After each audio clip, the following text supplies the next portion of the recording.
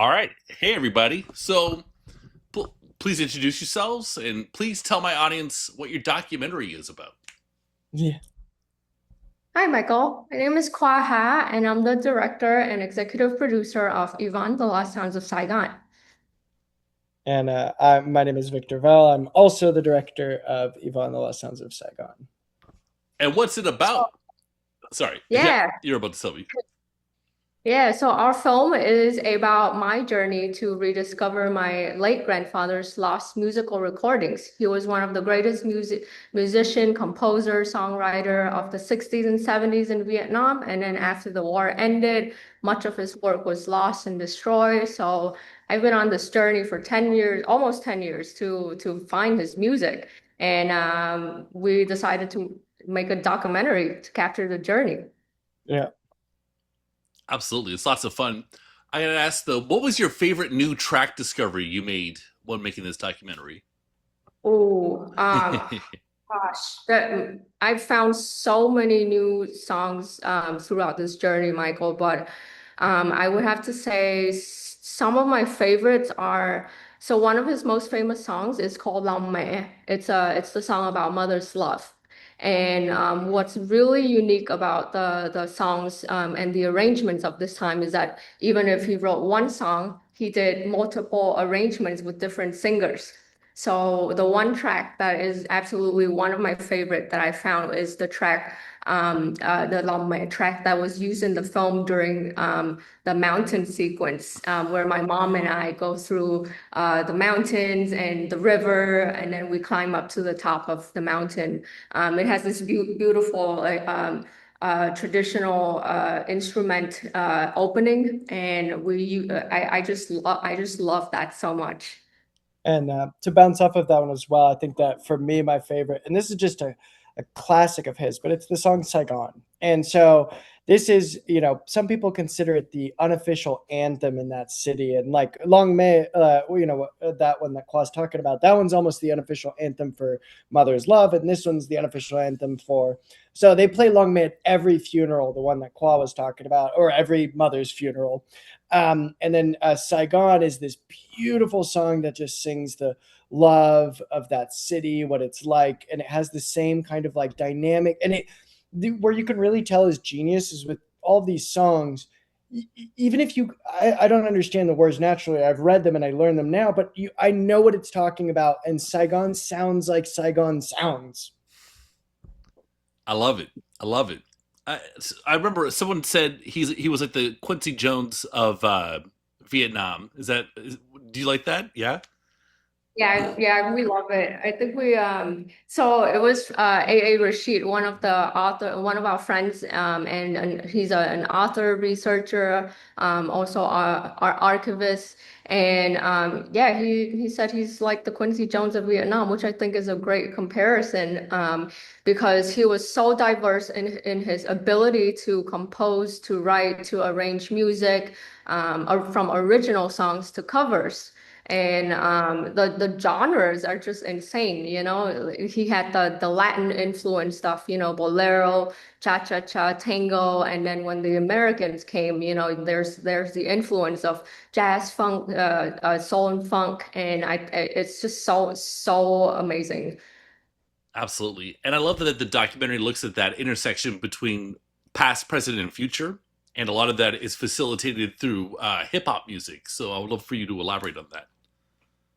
Yeah, I think the inspiration for that also came from, you know, my time in the US in Los Angeles. You know, I'm always surrounded by music. I have a lot of musician friends, and also in Vietnam, there's this new, you know, booming culture of young people making art and music. And I think hip hop is one of the things. I also love, you know, Jay Dilla, you know, the Fugees, and I think those are like some of the inspiration that brought me into wanting to create or to show the future of what this music can be, because you know.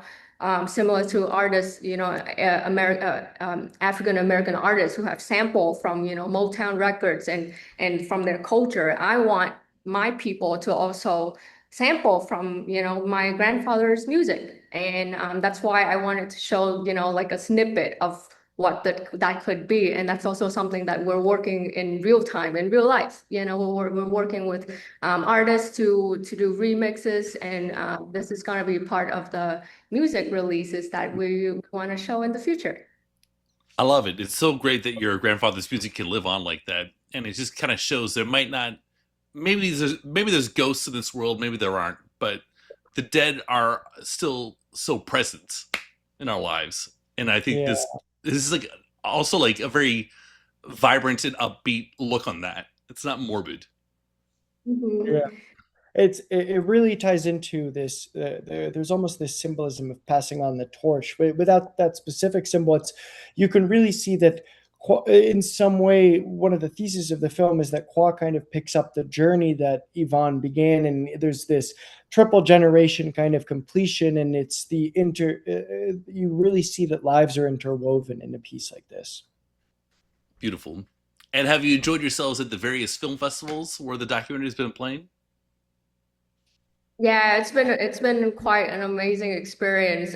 This was my first festival circuit to say, and I met so many amazing, cool people, different types of people from all around the world. It's such a blessing to, this is my first ever feature film. Actually, it's my first ever film, and we got into 8, 9 festivals in the last 2 months, and we actually won best documentary feature from Oh yeah, Atlanta. yeah, I have a little prop with us today. Oh, hey, We that's just got it pretty. in the mail. This is from the Atlanta Film Festival for Best Documentary Feature. That's pretty. And so, yeah, we had a for our spring run in the festivals. It was an absolute blast. We was just talking about it actually with Staley. We were tired at the end because it was like a month of 1 to 2 festivals each week, That's a lot. and it was such a blast. It was so amazing, and I really want to shout out SLO San Luis Obispo Film Festival because that was such an amazing experience. And we ended up actually there as well. We won Best of Fest, which means not just documentaries, and the Audience Award for documentaries. So it's been an absolute blast being in these rooms to see these very different groups connecting with the film and the different people that show up in each city. It really shows us the breadth of our audience. An example is like the SLO Film Festival was so cool because it was like 65 plus year olds who were retired and then the Cal Poly kids who were like college students, which was the most awesome combo for an audience.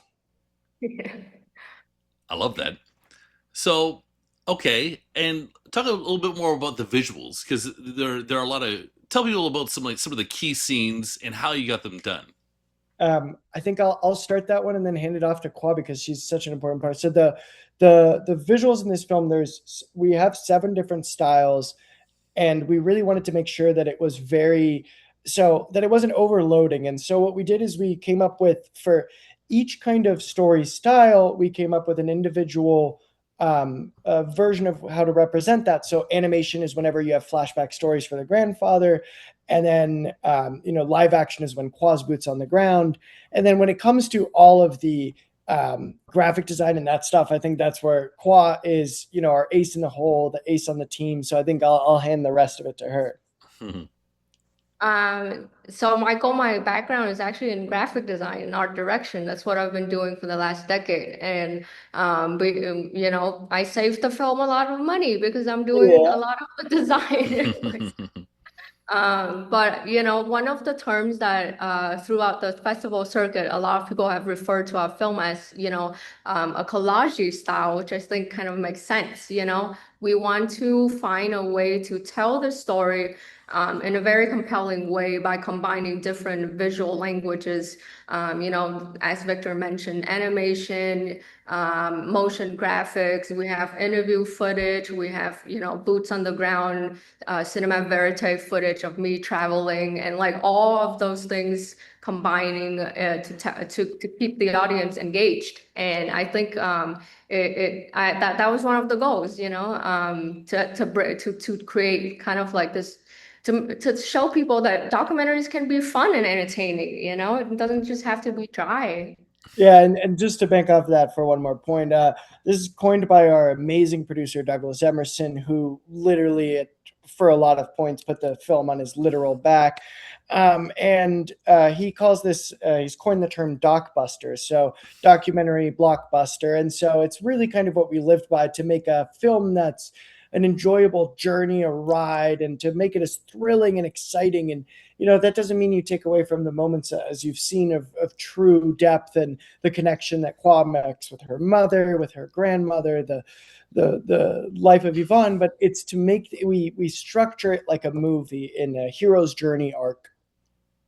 And Beautiful. just to wrap, yeah, sorry, just to wrap that thought, I think also, for me culturally, there has been, when people talk about the Vietnam War, there's been so many docs that talk about it. It's just from the Vietnam War perspective, or just about food, and this Mhm. is the first, I feel like this is probably one of the first films that actually highlights the art and culture of the people who were working in that section during that time. And I think I wanted to show it with such with a winner's kind of like feeling, and like a positivity, that this is what our grandparents did, and we take that, bring it to the present, and then use it for the future. Have you thought about making this like a genre, like other topics in Vietnam that don't get the light of day? Absolutely. I think, and to give you some perspective, we actually shot about 90 hours of footage across 3 cameras. So Damn. what you see in the film is probably about 1.99%. I did the math. And so Yeah. we have so much more exclusive content that we can Oh, release. The full interviews with the artists. So many amazing stories. I would love to do, like, a mini series actually highlighting other artists, because other than the music, there's also, the illustrators who worked on the covers and the sheet music. And yeah, there's just so much more. I would love to. beautiful. Well, hopefully that happens. Where can people listen to your grandfather's music? So it's exciting because, part of the film, we are going to release the soundtrack, and then we're also working on a compilation, a remix compilation album featuring the new artists. So as of right now, and throughout my journey, most of his music is through different people's posting on YouTube, and some are on Spotify, but there's not really like one channel, and that's something that we're working on. And it's so exciting because, this is finally going to be like a family effort to re-release his music officially. Beautiful. Well, I'm stoked to finally listen to more tracks. Like a full album would be great. I guess my final question is, what was the goal of making this documentary, and do you believe it has been partially or completely fulfilled? I'll start first, and then Vic, you can also chime in at the end. I think for me, originally I started this journey as just, wanting to find his music and bring it back to my family, because after the war, even my family doesn't have any of his physical recordings, records, and he put out like hundreds of them, and the sheet music. And so when I first came to America as a teenager, it really intrigued me to find his music, and that was a 5-year journey before we started doing the documentary.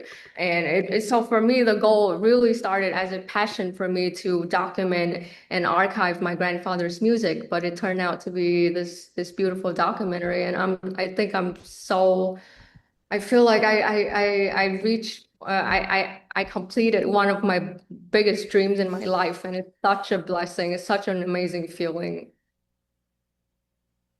Yeah, and but I had the privilege of coming in as a guest into this incredibly marvelous story, and that was something that, first of all, I did not take lightly. I really wanted to come with reference, and although we are both the directors of the film, it's Kwa's story, so everything begins and ends with that. But however, for me, this film was, first of all, the pitch was easy. Kwa played the music I was in. And so it's just legendary. It's beautiful. It's amazing. It's everything that you could want from a story like that. And for me, I always seek out and really love stories that are about human connection and about some finding the magical in the everyday. And so this is really a film that is is magical, and the connection, the just all of this hit on every single note of the projects that I like taking, because I really got to be a part of this journey that is so holy and yet grounded. Okay, we're gonna have to leave it there. Thank you so much for your time. Thank you so much, Michael. Oh, have a great day.